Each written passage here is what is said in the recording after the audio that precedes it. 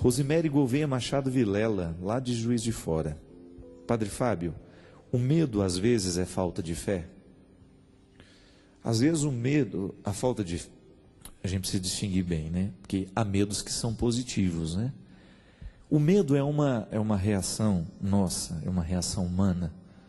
E não é só nossa, né? Os bichos também têm medo.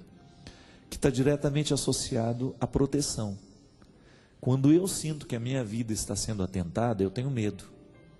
Então eu me resguardo. Não é assim? Se você está exposto a uma situação de risco, a gente precisa ter medo. É natural que a gente tenha medo. É bom que a gente tenha medo. O que a gente não pode é fazer com que o medo seja mais, que ele seja determinante demais e que a gente pare de viver por causa dele. Todo mundo tem medo. A gente tem medo de ficar sozinho, a gente tem medo de ser abandonado, a gente tem medo de ser traído, a gente tem medo de perder o emprego, a gente tem medo que não vai dar certo. Tudo isso é experiência que passa por nós. Agora, quando a gente começa a administrar também isso, você começa a criar esperança. O único jeito que você tem de minimizar o poder do medo é você alimentar essa esperança que faz a gente ir para frente. Então, tudo bem, eu vivo num contexto de muita violência, e a minha esperança é operante, como dizia Moltmann, um teólogo evangélico que eu gosto muito.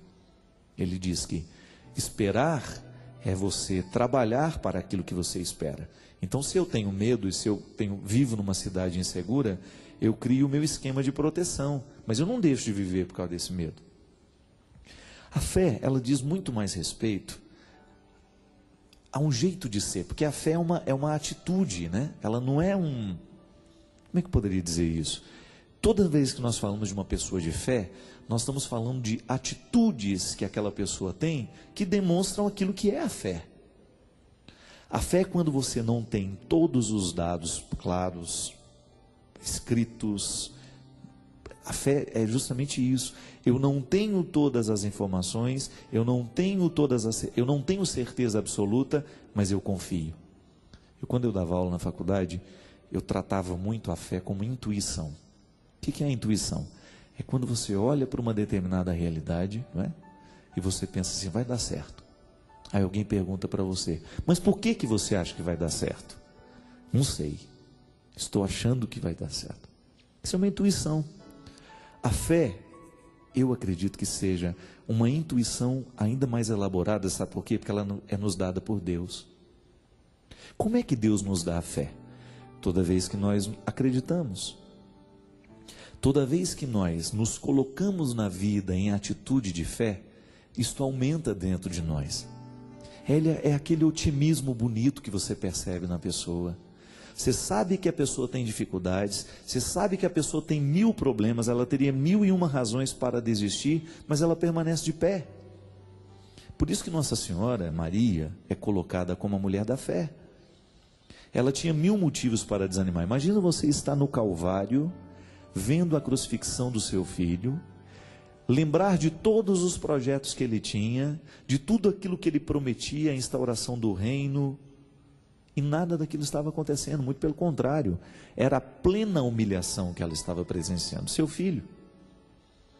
Mas ela acreditou, Maria foi a mulher que acreditou, e em muitos momentos da sua vida, ela nos demonstrou o significado da fé. Ela fazia, ela agia, ela não era uma mulher que ficava esperando as coisas acontecerem.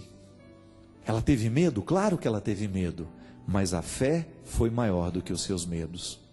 Então, nesse aspecto, a fé nos ajuda a lidar com os medos.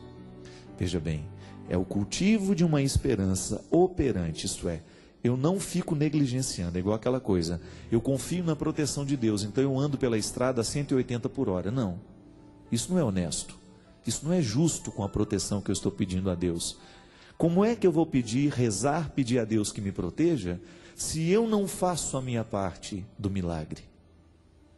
Então aí, todos os que estão comigo dentro do carro vão ter medo mesmo. Aí eu, de maneira imbecil, falo, eu tenho fé em Deus, Deus me protege. Não, isso é uma imbecilidade. A fé cura dentro de nós as atitudes, por isso que eu estou dizendo.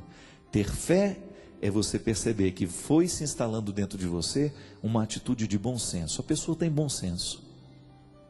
Se você quiser reconhecer uma pessoa de fé, basta perceber isso. Ela tem bom senso para fazer a análise das coisas? É uma pessoa equilibrada? É uma pessoa que dá realmente um conselho que está de acordo com a situação? Porque a experiência de fé é tudo isso, minha gente. É atitude, é existencial.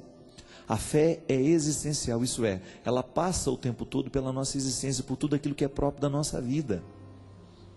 E quando a gente vive bem esse processo de fé, aqui no caso nós estamos falando de uma fé religiosa, quando eu deposito a minha confiança nas mãos de Deus, quando eu confio nas mãos de Deus os meus problemas, as minhas dificuldades e faço a minha parte, eu não preciso então ter medo.